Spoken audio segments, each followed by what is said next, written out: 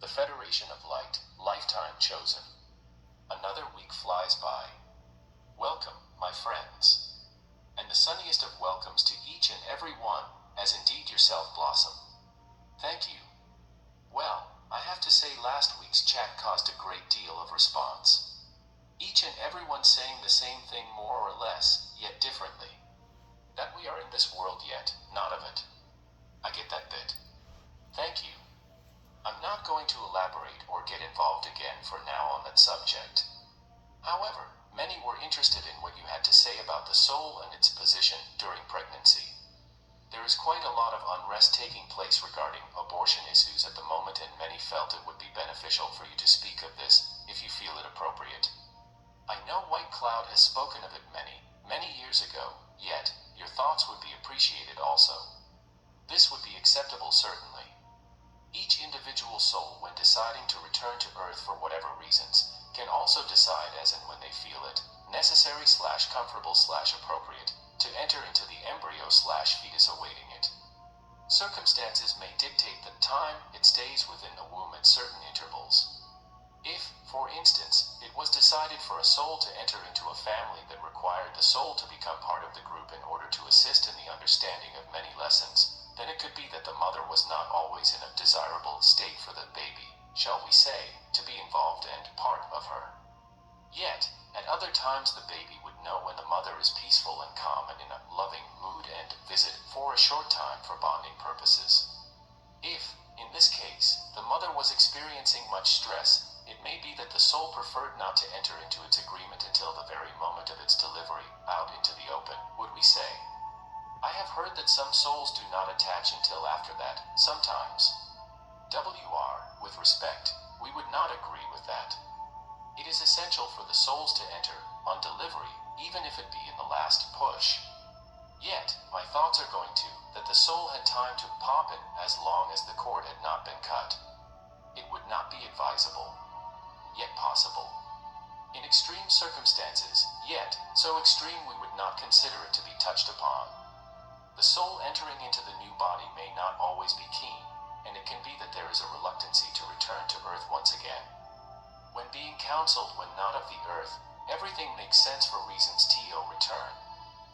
Yet, the closer one gets, the more the memories flood in of lives gone by, and one may want to change their mind.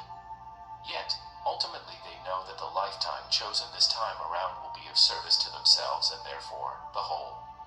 It is the feeling of entering back into a vibration that is not of the same level from where they were coming from. It can appear to feel cold, for want of a better way of putting it. Other souls can enter into the fetus right from the start and feel they want to stay there throughout. There is no set rule on this. The soul is free to come and go depending on its feelings at the time. Indeed, sometimes the baby is said/known to be sleeping yet, it may be that they are simply not in. We do not need to go deeply into this, as one can interpret our words to understand enough as to how this plays itself out. So, on the matter of abortion, what do say of that?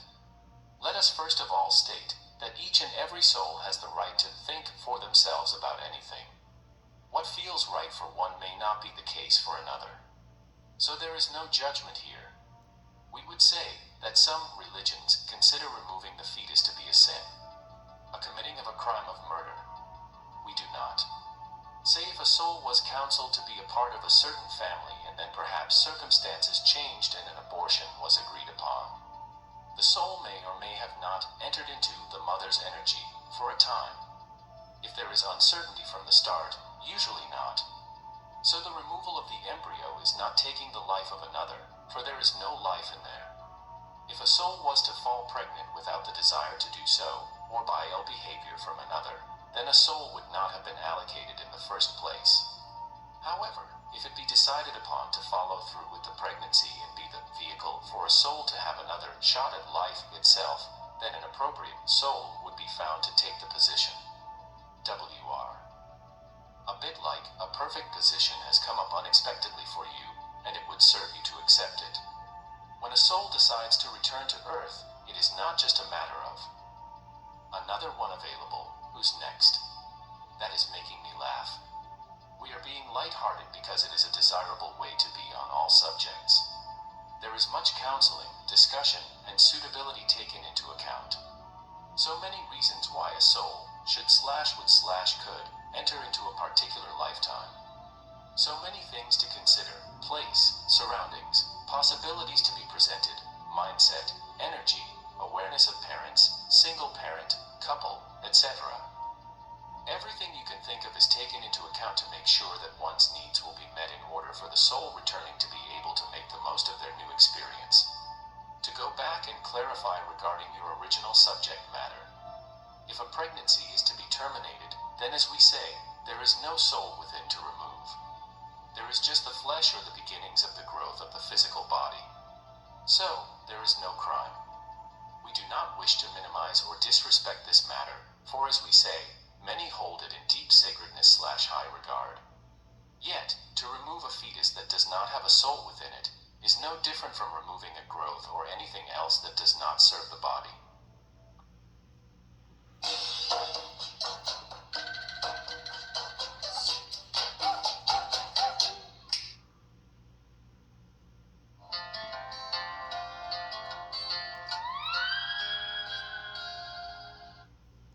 Or anything else that does not serve the body. I totally agree with you, yet within me, I feel many may feel quite irate at that statement. W.R. Blossom, to those that do, maybe after considering that which we have said, they may feel differently. As we say, we are not here to take away anyone's right to have their own truths about a matter, any matter. We are here to present perhaps a different way to look at things. So much that so many believe to be truth is due to indoctrination within the rules and regulations of certain religions, and such things were put into place to hold power over the followers of that particular way of thinking.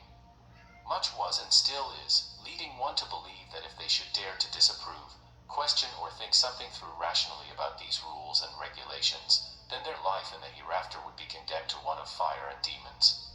Yet, if one truly delves deep into their soul, about so many religious matters, they would find their own truth, and indeed that truth would lie within so more easily and sensibly than anything that may have been distorted in books known to be of the greatest truths. This is not to say that such books do not hold truths. Yet, would we say it is very like these channeled messages that are available today? Great manipulation is woven within many to confuse and lead one down the path of disappointment. This is where why we ask you to listen to your own inner truth when listening or reading of such matters. Look at these contorted messages in a positive way in that they are teaching you to think/feel for yourself. Have you ever considered how many souls will have passed over from this earth plane through the veil into another vibrational energy, thinking they have not done well enough, not been good enough, made some mistakes along the way, and therefore God will certainly punish them and send them for eternity. Yes, eternity, into the darkest of places, and because you create your own reality, where will this following of truth take them? Does one call this a loving God that they have been pressured into living their life's behaviors by? What makes sense to you? What feels right in your truth for you? What would love do for you? How would love look after you? Dearest souls, waking up, becoming aware, means to awaken, to become aware of your truth. That which serves not only you, yet the whole. So choose to look into everything with that in mind. Ask yourself, does this serve me in the whole? For I and the whole are one. Does this circumstance/law/feeling/channeling/reading/fact/person/belief, etc. serve me in the whole? For I am the whole. This is your awakening. Deciding for yourself the truth. Does it feel right? Does it feel good? If yes, it is your truth. If no, it is not. Live by that rule, dearest souls. Do not be fooled by those you may have been taught to be wise and therefore knew better. Trust yourselves. Trust your wisdom. And in doing so, the treasures of the soul, whether upon earth at the time or elsewhere, are yours. Our love for you lies deeper than your imagination in your position.